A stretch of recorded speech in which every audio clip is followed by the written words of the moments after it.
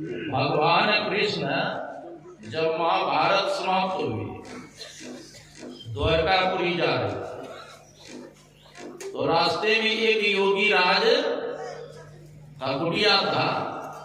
तो भगवान कृष्ण गए योगी राज से मिलने के लिए। तो योगी राज कहते हैं भगवान कृष्ण से कि आओ कृष्ण, मैं आपको योग सिखाऊंगा। भगवान कृष्ण कहते योग सीखने से क्या लाभ होता है? कहते योग सीखने से क्या लाभ होता है? ये तलवार लो हाथ में। योगी राज देते हैं भगवान कृष्ण को, ये तलवार लो हाथ में और हमारे ऊपर वार करो, शरीर पर, मेरा एक बाल भी नहीं कटेगा। तो भगवान कृष्ण अपने हाथ में तलवार लिए और योगी राज के शरीर पर प्रहार किए, कई बार प्रहार किए, लेकिन योगी राज के न त्वचा कटा न बाल कटा। भगवान कृष्ण का वाह, कमाल आपका योग है, कई बार मैंने आपके ऊपर चलाया तलवार, लेकिन आपका त्वचा भी नहीं कटा, बाल भी नहीं कटा। तब भगवान कृष्ण कहते हैं योगी राज से आप तलवार लीजिए और मेरे ऊपर वार कीजिए।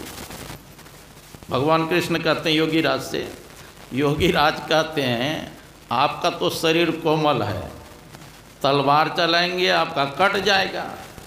तो भगवान कृष्ण कहते हैं आप तो योगी राज है ना, आप तलवार मेरे ऊपर चलाएंगे, मेरा शरीर कट जाएगा, मैं मर जाऊंगा, तो आप योगी राज है, फिर जीवित कर दीजिएगा। तो कहा ठीक है। तो योगी राज लिया तलवार और भगवान कृष्ण के शरीर पर कई बार वार किया। तलवार आर पार हो जाता था, लेकिन भगवान कृष्ण के शरीर से टच नहीं करता था। जैसे आकाश में भंजते हैं ना तलवार, वैसे शरीर में आर पार हो गए, लेकिन कुछ नुकसान नहीं कर पाए। तब योगी राज कहते वाह, आपका तो योग हमसे भी श्रेष्ठ है क्योंकि आपके शरीर में कितना बार चलाया, आर पार हो गया, लेकिन टच नहीं कर रहा है ना। ये है योग की प्रक्रिया। तुलसी साहब भी गए थे काशी नरेश के पास। तो काशी नरेश कहते हैं महाराज जी कुछ चमत्कार दिखलाइए। कहते चमत्कार देखना चाहते हो? कहा हाँ। कहा मैं बैठा हूँ आपके सामने, हमको छू के दिखाओ। तो तुलसी साहब कहते हैं काशी नरेश से कि मैं आपके सामने बैठा हूँ, हमको छू के दिखाइए। ऐसे छूना चाहा है ना, माथा है लेकिन छूने में नहीं आ रहा है तुलसी साहब के। तब क्या किया, गले में इधर से उधर चलाने लग गया हाथ, आर पार हो जाता था तुलसी साहब की, है ना, लेकिन छूने में नहीं आता था। शरीर में जहाँ भी छूना चाह कहीं नहीं छूना। देखिए बैठे हैं लेकिन छूने में नहीं, जैसे आकाश को छूना चाहते छूने में आता है। कहा यही देखो मैं तुम्हारे सामने बैठा, तू छू नहीं पा रहा है, यही योग है। एक योगी राज थी, शरीर जर्जर हो गया था, गंगा है ना, गंगा किनारे, हाँ, उधर से एक युवक का लाश आ रहा था तैरते हुए। योगी राज क्या किए, अंदर घुस गए और युवक के पैर पकड़ करके किनारे ले आए, है ना। और क्या हुआ, अपने शरीर से निकल करके युवक के शरीर में प्रवेश कर गए और युवक हो गए खड़ा। और क्या क्या, फिर युवक ने उस योगी राज का जो शरीर जर्जर हो गया था उसके पैर पकड़ के गंगा जी में भसा दिया। एक अंग्रेज देख रहा था इस दृश्य को, कहा रे तुम भसते हुए जा रहा था और तुमको योगी राज ने पकड़ करके लिया या किनारे, और तू योगी राज को गंगा जी में बहा दिया। कहा तुम अंग्रेज हो ना, ये भारत के विद्या के नहीं समझ पाओगे। अरे देखा कि मेरा शरीर जर्जर हो गया था, है ना, बूढ़े योगी राज का आई छायम ताजा शरीर, तो ये बूढ़े वाला शरीर से इस शरीर में घुस गया हूँ मैं, है ना, जवान वाला, क्योंकि अभी ये काम के लायक है। तो जोग जो जानता है अपने शरीर से दूसरे शरीर में भी प्रवेश कर सकते हैं, दूसरे शरीर से अपने शरीर में भी आ सकते। ये सिद्धि शंकराचार्य जी भी महाराज को थे। शंकराचार्य जी महाराज मंडन मिश्र के पास गए थे शस्त्रार्थ करने, पता है ना। मंडन मिश्र की पत्नी थी भारती, उसको रखा कि हम दोनों में शस्त्रार्थ करेंगे, किनकी विजय हुआ इसका फैसला आपको करना है। तो ठीक है, तो भारती ने क्या क्या, एक माला शंकराचार्य जी महाराज के गले में पहना दी और एक माला मंडन मिश्र के गले में, का जिसका माला कुम्हला जाए समझ लेना वो प्रास्त हो गए शस्त्रार्थ में, और जिसका माला कुम्हलाए नहीं वो जीत गए। शर्त रखा। कई दिन शस्त्रार्थ चला, अंत में मंडन मिश्र की माला कुम्हला गया। अब इनका शिष्य बनना पड़ा, उसी का नाम सुरेश्वराचार्य हुआ। तो उसकी पत्नी कहती है मंडन मिश्र की, आपने आधे अंग को जीता है, क्योंकि पुरुष का जो पत्नी होते वो अर्धांगिनी होती है ना। तो हमको भी शस्त्रार्थ में आप हराइए, तब आपका पूरा जीत होगा। तो शंकराचार्य जी महाराज के प्रश्न करो। मंडन मिश्र की पत्नी जो है काम शास्त्र से संबंधित प्रश्न कर दिए, और शंकराचार्य जी महाराज बाल ब्रह्मचारी सन्यासी। यद्यपि उसके पतिदेव ने कहा महात्मा से ये प्रश्न ही किया जाए, क्योंकि अगर वह विचार भी करेगा तो पतन हो जाएगा उसका। तो मंडन मिश्र की पत्नी कहती ये भी तो शास्त्र है। शंकराचार्य जी महाराज अपना पराजित स्वीकार कर ले। तब शंकराचार्य जी महाराज कहते हैं, मतलब ऐसा प्रश्न किया था कि पति पत्नी का जो संबंध होता है, आँख से कैसा अनुभव होता है, कान से कैसा अनुभव होता है, छाती से कैसा अनुभव होता है, हाथ से कैसा अनुभव, एक अब का बताने लगे। तब शंकराचार्य ने कहा कुछ दिन के लिए हमको समय दीजिए। ठीक है, समय दिया। शंकराचार्य जी महाराज अपने शिष्य मंडली के साथ श्मशान घाट तरफ गए, तो देखा एक राजकुमार का शरीर छूटा हुआ था, आज सब कटिहारी लोग जलाने आए थे। तो शंकराचार्य पूछते हैं ये भीड़ क्या चीज़ का है। कहा एक राजकुमार का शरीर छूट गया है, उसी को जलाने के लिए इस कटिहारी लोग आए हैं। शंकराचार्य महाराज कहते हैं एक काम करो, मैं जंगल में शरीर का त्याग करता हूँ अपना, और राजकुमार के शरीर में प्रवेश करूँगा, और तुम मेरे शरीर का रक्षा करना, कहीं जानवर कोई नहीं खा जाए, फिर आऊँगा मैं इस शरीर में। तो शंकराचार्य जी महाराज अपने शरीर के निकल गए, राजकुमार के शरीर में प्रवेश कर राजकुमार जीवित हो गए। अब बड़ी खुशी हुई, राजकुमार जी गए, लोगों को क्या पता। धूमधाम के साथ फिर गए अपना घर, वहीं रहने लग गए। कई महीना रहे तो रानी के मन में संदेह हुआ, ये हमारे पति का शरीर तो अवश्य है, लेकिन लक्षण तो योगी वाला लग रहा है। क्योंकि जो 10 बजे दिन तक सोने वाले वो ब्रह्म मुहूर्त में 3 बजे उठ के ध्यान करते हैं, है ना, स्नान करते हैं, इंद्रियों का दमन करते हैं, मन का निरोध करते हैं, शास्त्र संबंधी चर्चा करते हैं। तो गुण जो था छिपा हुआ नहीं था। तब रानी कहती है सिपाही से, हमारे राज्य में जितने मुर्दा है सबको जला डालो। ये बात मालूम पड़ गया शंकराचार्य जो थे राजकुमार के शरीर में। झट वो राजकुमार के शरीर से निकल करके अपने शरीर में प्रवेश करके, और तब गए फिर उसके पास, किनके पास, मंडन मिश्र की जो पत्नी थी भारती के पास, शस्त्रार्थ करने के लिए। तब कहा कि मैं शस्त्रार्थ अब नहीं करूंगी, जो शंकराचार्य थे अब वो नहीं रहा, है ना। तब तो कहने का मतलब मेरा ये है कि शंकराचार्य जी महाराज प्रवेश कर गए राजकुमार के शरीर में, फिर अपने सिर को कष्ट हुआ। इसी को कहते हैं जीते जी मर जाना और जीवित भी हो जाना, ऐसी मरनी को मरे दिन में 100 बार, है ना, ये योगी का क्रिया। तो कहते हैं ज्ञान योग युक्त ईश्वर भक्ति करने से ही जीव का परम कल्याण होता है। जैसे हम लोग हलवा बनाते ना, हलवा बनाए हैं कभी?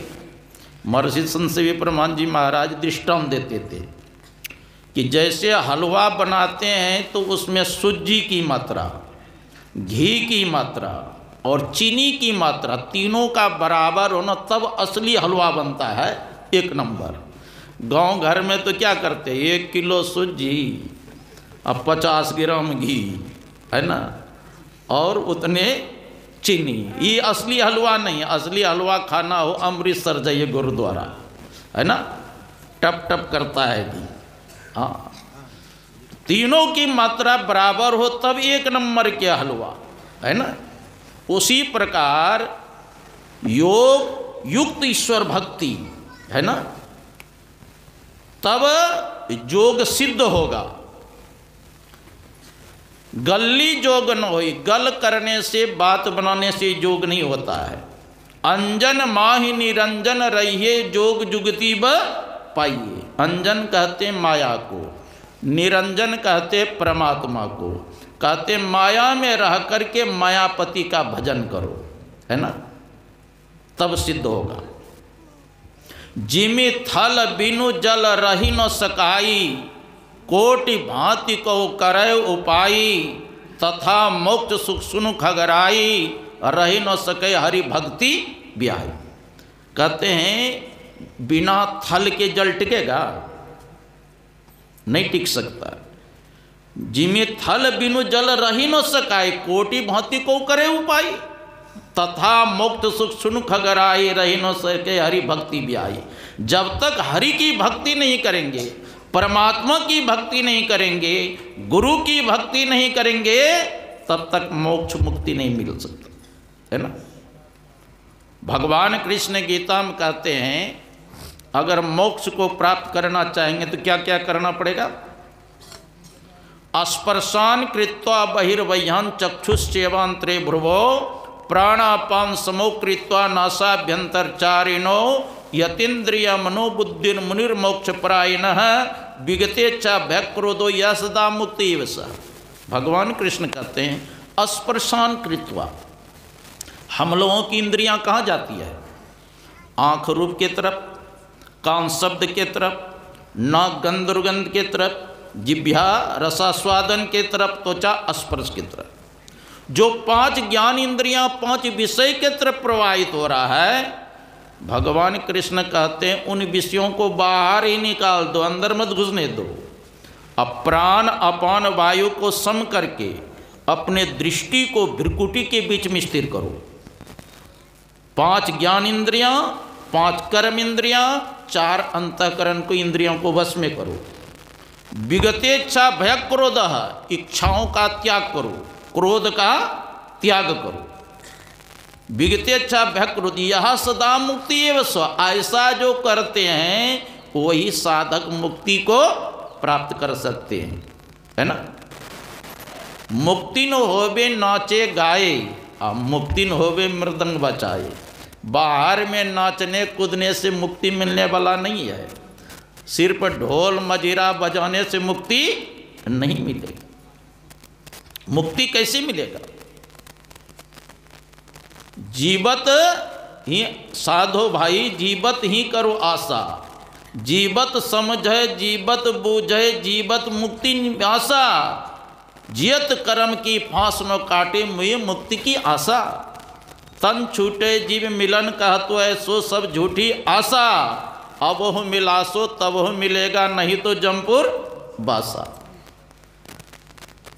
तो जीते जी मुक्ति को प्राप्त करो, मरने के बाद नहीं। यही ना या उपनिषद में पिंड पाते नो या मुक्ति सा मुक्तिर न तो मन्यते, देहे ब्रह्मत्व मायाते जलानाम संधवम यथा, अनन्यताम यदा याति तदा मुक्तसो उच्चते। कहते हैं पिंड पाते न या मुक्ति। लोग कहते हैं ना कि गया में जाएंगे, जो मर गया है उसके नाम से पिंड चढ़ा देंगे तो मुक्ति हो जाए। मुक्ति होगी?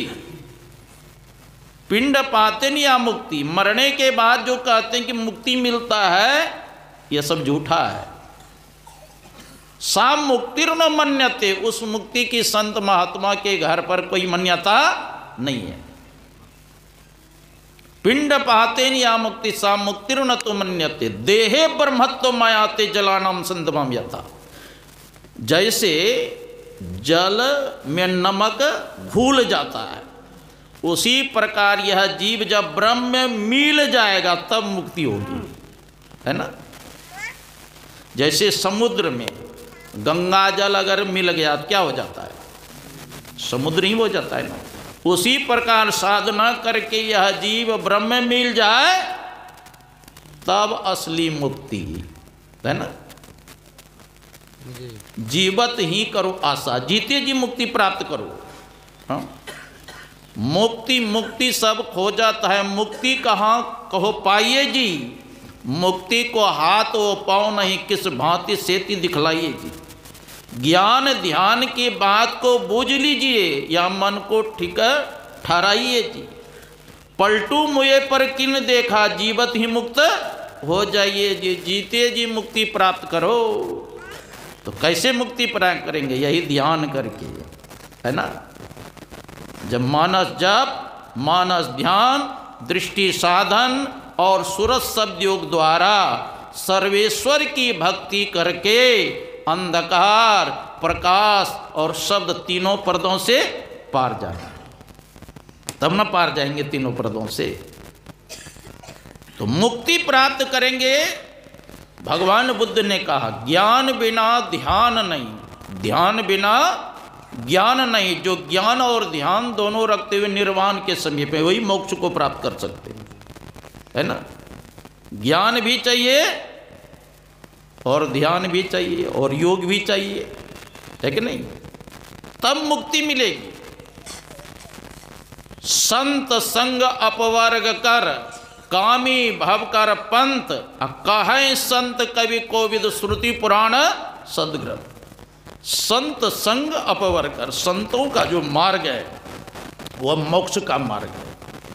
अकामी पुरुषों का मार्ग भफंद आवागमन का चक्र में पड़ेगा।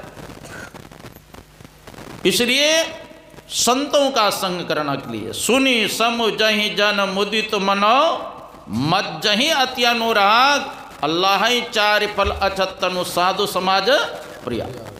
जो संतों के समाज में जाकर के आनंद मन से सुनते और समझते हैं तो शरीर रहते चार फल की प्राप्ति होती है, अर्थ धर्म काम और मोक्ष, है ना। अर्थ कहते संपत्ति को, अर्थ आएगा तो फिर धर्म करेंगे, क्योंकि बिनु धन धर्म हो ही न खगेसा। और जब धर्म करेंगे तो मनोकामना आपका पूर्ण होगा, इच्छा की पूर्ति होगी, अंत में मोक्ष हो जाएगा, सारे बंधन से छूट जाएंगे। तो आपके मन में होगा हमारे ऊपर तो कोई बंधन है ही नहीं महाराज, आपके मन में होगा कि मेरे ऊपर तो कोई बंधन नहीं है। लेकिन संत महात्मा के दृष्टि में हम लोग बहुत बंधन में बंधे हैं। पहला बंधन पड़ा देखा, ये शरीर का, शरीर मतलब जो धारण की पहला बंधन, एक बंधन तो छूटा नहीं, और दूसरा बंधन त्रिया जौन शादी कर लिए तो पुरुष के लिए स्त्री बंधन, स्त्री के लिए पुरुष बंधन, है ना। और दूसरा बंधन भी नहीं छूटा, और तब तक में क्या हो गया, पहला बंधन पड़ा देखा, और दूसरा बंधन त्रिया जान, और तीसरा बंधन पुत्र विचारो, और चौथा नाती मान पोता हो गया, और नाती के कहीं नाती हो गए। फिर कहो कौन ठिकान, चौलड़ 17 रस्सी बांध दियो तो ही बहुविधि तान। हाँ? धन संपत्ति और हाट हवेली यह बंधन क्या करो बखान, चौलड़ 17 रस बंध दियो बहुविधि तान, और कैसे छूटन वही तुम्हारे गाढ़े बंधन बधे निदान। बंधन पर बंधन है, तब क्या करें, घर द्वार छोड़ के चले जाए हिमालय, बंधन छूट जाएगा। हाँ, बहुत ही होता है ना कि सब कुछ छोड़ के चलो भाई हिमालय, तो पलटू दास जी महाराज कहते, यार फकीर तू पड़ा किस ख्याल में, 5-25 संग 30 नारी, एक तू छोड़िया 30 तेरे संग में, हो यस ज्ञान से नरक भारी, 30 के कारणे भीख तू मांगता, एक ने कवन तक सिर फाड़ी, दास पलटू कहे खेलिया ना बदो, जब छूटे 30 तब छोड़ प्यारी। कहते एक पत्नी को तो छोड़ के चले गई हिमालय, लेकिन तुम्हारे साथ में 30 पत्नी लगा हुआ है। कहेंगे बाबा जी बड़ा गप पकड़ा है, एक पत्नी को छोड़ दिया 30 कहाँ से आ गया। तो 30 पत्नी किसको कहा सुनिए, 5 तत्वों से शरीर बनाए ना, मिट्टी जल अग्नि वायु आकाश, ये शरीर। अब 5 तत्वों का 5-5 विकार है। मिट्टी तत्व का क्या विकार है, जैसे हम लोगों के बाल है ना माथा में, ये मिट्टी तत्व का विकार है। ये नाखून है, ये मिट्टी तत्व का विकार है। ये त्वचा जो है मिट्टी तत्व का विकार है। और हड्डी क्या है, मिट्टी तत्व का विकार है। नस क्या है, ये मिट्टी तत्व का, 5 मिट्टी तत्व का विकार, 5 जल तत्व का विकार। जैसे पसीना निकलता है ना, लार होता है, ब्लड होता है खून, पेशाब, बीर्ज, ये क्या है, 5 ये जल तत्व का विकार है। 5 अग्नि तत्व का विकार है। जैसे भूख लगना, प्यास लगना, हाफी लेना, आलस्य आना, नींद में चले जाना, ये क्या है, अग्नि तत्व का 5 विकार। 5 वायु तत्व का विकार है। श्वास लेना, श्वास छोड़ना, बोलना, बल करना, चलना, ये क्या है, 5 वायु तत्व का विकार। अब 5 आकाश तत्व का विकार है। काम, क्रोध, लोभ, मोह, मत्सर जो है, ये सब क्या है, आकाश तत्व का। तो कहते हैं ये 30 तत्व पर विजय प्राप्त करो, है ना, तब आपको घर बाहर छोड़ने की कोई आवश्यकता है। जहां रहेंगे वहीं एकांत हो जाएगा। मोक्ष के दरबार पर 4 द्वारपाल रहते हैं। मोक्ष द्वारे द्वारपाल चत्वार प्रकृतितः समो विचार संतोष चतुर्थ साधु संगम। मोक्ष के दरवाजे पर 4 द्वारपाल, सम, विचार, संतोष और साधु संग। देखिए गिनती किया जाता है, पहले कहाँ से लिया गया, सम से ना, लेकिन पहले संतों का संग करना पड़ेगा, और तब आपका विचार ठीक होगा, और तब संतोष आपके जीवन में आएगा, और तब आप मन का निरोध करेंगे, है कि नहीं। तो पहले संतों का संग, इसके बाद आपका विचार सही हो जाएगा, और तब संतोष आएगा। देखो संतोष ऐसे आता है, और जिसके जीवन में संतोष आ जाता है वो बड़ा मातवर बन जाता है। एक लकड़हारा थी, लकड़हारा समझते, लकड़ी काटते थे जंगल में, सूखे लकड़ी, और काट करके और बेचते थे, और पूरे परिवार का भरण पोषण करते थे। एक दिन बेचारा चला गया जंगल में, और तालाब था बहुत गड्ढा, और सूखे वृक्ष पर चढ़ करके उसको काटने लग गए, और क्या हुआ, हाथ थर्रा गया, चला गया तालाब में कुल्हाड़ी। अब बेचारा गरीब लकड़हारा नीचे उतर के रोने लग गए, क्या कह करके, हाय हमारा आजीविका चला गया, हमारे बाल बच्चे मर जाएंगे, दूसरा रोजगार भी नहीं जानता। और जानते जल का मालिक कौन है, वरुण देवता। वरुण देवता प्रकट हो गए, कहा क्यों रोते हो, हाय हमारी आजीविका चली गई, बाल बच्चे सब भूखे मर जाएंगे, कोई रोजगार भी नहीं जानता, मेरा कुल्हाड़ी पानी में चला गया। वरुण देवता ने कहा रो मत, मैं कुल्हाड़ी लाता हूँ। वरुण देवता चले गए जल के अंदर, और सोना का कुल्हाड़ी ले आया। कर लो, नहीं ये कुल्हाड़ी हमारा नहीं है, हमारा जंग लगा हुआ लोहा का कुल्हाड़ी है, किसी का होगा। हम नहीं लेंगे, उसको फेंक दिए। वरुण देवता फिर जल में घुसे, चांदी का कुल्हाड़ी निकाला, कहा ये है ना, ना ये कुल्हाड़ी नहीं है, ये बड़ा कीमती है, हमारा लोहा का कुल्हाड़ी, उसको भी फेंक दिए। तब पीतल का कुल्हाड़ी निकाला, ये है ना, ना ये भी नहीं है। तांबे का कुल्हाड़ी निकाला, कहा ये है, ये भी नहीं है। तब असली कुल्हाड़ी जो था ना, लोहा का जंग लगा हुआ, वही देखा, यहाँ कहाँ, यही है हमारा। कहा तुम बहुत संतोषी हो। तो वरुण देवता खुश होकर के सोना के कुल्हाड़ी, चांदी के कुल्हाड़ी, तांबे के कुल्हाड़ी और पीतल का कुल्हाड़ी दे दिया। नहीं हम नहीं लेंगे किसी दूसरे का ना। अरे हम वरुण देवता है, तुमसे मैं प्रसन्न हो गया हूँ। जबरदस्ती उसके गमछा में बांध दी। आया घर, अब जानते हैं पैसा होता है तो बुद्धि भी बदल जाता है। सबसे पहले तो खाने पीने का सामान लाया, अरवा चावल लाया, है ना, आलू लाया, घी लाया, सूजी लाया, खाने का पीने का दूध दही लाया, चकाचक बना के खाया। और इसके बाद बढ़िया बढ़िया कपड़ा लाया पूरे परिवार वाले के लिए। और फिर इंजीनियर को बुला के लाया और सोना बेच के मकान बनाना शुरू किया। बिल्डिंग बढ़िया बन गया, चकाचक जीवन हो गया, खुशहाल हो गया। अब बगल में एक और था लकड़हारा। अरे तू तो गरीब था, जैसे मैं लकड़ी काटता तुम भी देखते हैं कि तुम बढ़िया बढ़िया चावल खाते हो, बढ़िया बढ़िया वस्त्र पहनते हो, ये मकान बना लिया, कहाँ से पैसा लाया इतना? देहात के आदमी सरल होता है बेचारा, निष्कपट होता है ना। सारी बात बता दे, ओ ये बात है, हम भी कल जाएंगे। वो भी लकड़हारा चले गए जंगल, और वो भी गाछ पर गया और जानबूझ के कुल्हाड़ी पानी में गिरा दिया और नीचे आकर रोने लग गए। हाय हमारी आजीविका चली गई, हमारे बाल बच्चे मर जाएंगे, मैं कोई रोजगार नहीं जानता हूँ। वरुण देवता प्रकट हुए, अब क्यों रोते हो? हाय हमारी कुल्हाड़ी पानी में चली गई। रो मत, निकाल देता। जो असली कुल्हाड़ी था ना उसका निजी वाला, वही कुल्हाड़ी लुहा कर दे दी। तू कहते नहीं ये नहीं है हमारा, है ना, तो फेंक दिया। तो पीतल का निकाला, ये है, ये भी नहीं है। तांबे का निकाला, कहा ये भी नहीं है। जब सोना का निकला कहते हाँ ये कुल्हाड़ी है।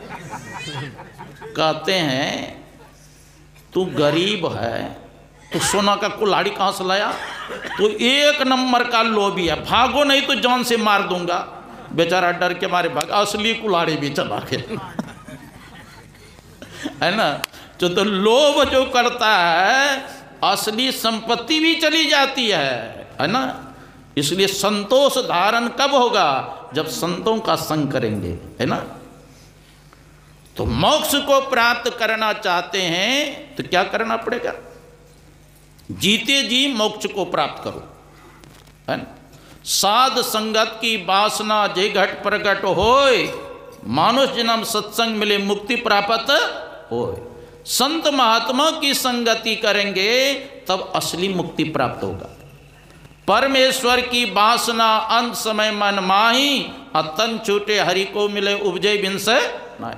अब परमात्मा की वासना लगी रहे तब हरि के नगर में जा पहुंचोगे, पयो लाभ अपारी। परमात्मा के धाम में चले जाएंगे जिस लाभ के बाद दूसरा लाभ शेष नहीं बचती। तो मरण काल में जीव जो जो भावनाएं करते हैं उसी के अनुसार शरीर प्राप्त होता है। जैसे जड़ भरत का नाम सुने होंगे, वह भगवान ऋषभ के स्वपुत्र थे। भगवान ऋषभ के 100 में 99 पुत्र कर्मकांडी ब्राह्मण बन गए और 9 योगेश्वर बन गए। 81 पुत्र कर्मकांडी बने, 9 योगेश्वर हो गए और 10 पुत्र राजा हुए। उनमें से सबसे बड़ा था भरत, जिसके नाम से भारतवर्ष पड़ा है। उनको वैराग्य हो गया, चला गया जंगल, वहीं तपस्या करता था। एक दिन क्या हुआ, वो गंडकी नदी में घुस करके भगवान सूर्य को अर्घ दे रहा था जल का, और उसी समय एक हिरनी जल पीने के लिए आई। जल पी ही रही थी, जंगल से एक शेर आया और शेर ने दहाड़ किया। और तो हिरनी जाति के अपने डरपोक होती है, देखा कि अब जीवन पर ही आफत है, वह छलांग मार करके नदी को पार करना चाह रही थी और वह गर्भवती थी। योनि मार्ग से उनके बालक जो थे बच्चे बहने लग गए और बेचारी को पीड़ा हुआ, गुफा में जाके शरीर का त्याग कर देती है हिरणी। अब बच्चा जो शावक था बह रही थी। जड़ भरत ने देखा इनके माता पिता से बिछुड़ गया है बच्चा, इसका कोई नहीं है, तो दया करके बालक को उठा लिया जल से, अपने आश्रम में लाए, लालन पालन करने लग गए। अब उसमें इतना आसक्त हो गए कि उनका जो ध्यान साधना है ना धीरे धीरे छूटने लगी। और अंतिम घड़ी जब आया, हिरण के जो बच्चे न कहीं भाग गए जंगल में। अब उसी का चिंतन करते रहा, करते करते शरीर छूट गया भरत का। तो अंततो गत्वा क्या हुआ, हिरण के शरीर में जन्म लेना पड़ा। क्योंकि अंत समय में जैसी वासना रहता है ना, देहावसान समय चित्ते यद यद विभावे तत्देव भवे जीवैत्येव जन्म कारण। मरण काल में जीव जो जो भावनाएं करते उसी के अनुसार शरीर प्राप्त होता। अब चले गए किसके शरीर में, हिरण शरीर। अब तब मन में होता है, अरे मैं पूरे भारतवर्ष के राजा था, मैं पत्नी का त्याग किया, परिवार का त्याग किया, मैं जंगल आया भजन करने के लिए, एक हिरण के बच्चे से आसक्त हो जाने के कारण हिरण जोनी माना पड़ा हमको। अब वो उपवास करने लग गए। अंतिम में गंडकी नदी में घुसकर गला भर जल में अपने शरीर का त्याग किए। तब अंगिरा गोत्र में जाकर उसका ब्राह्मण के घर में जन्म हुआ। और जब जन्म हुआ कुछ दिन बढ़े तो माता पिता सोचा कि इसको कुछ गायत्री मंत्र रटा देना चाहिए। तो गायत्री मंत्र उसको जप करने के लिए बताया, लेकिन 4 महीना बीत गए, जानबूझ के याद नहीं करता था। सोचा आज गायत्री मंत्र याद करेंगे तो फिर कर्मकांड सिखाएगा, फिर जजमानी करना पड़ेगा, कहीं फिर आसक्त हो गए तो फिर दूसरे जन्म में जाना है ना। जानबूझ के याद नहीं किए, गुंगा बैरा के तरह जानबूझ के रहता था, है ना। तो समय पाकर उनके पिता का भी शरीर छूट गया।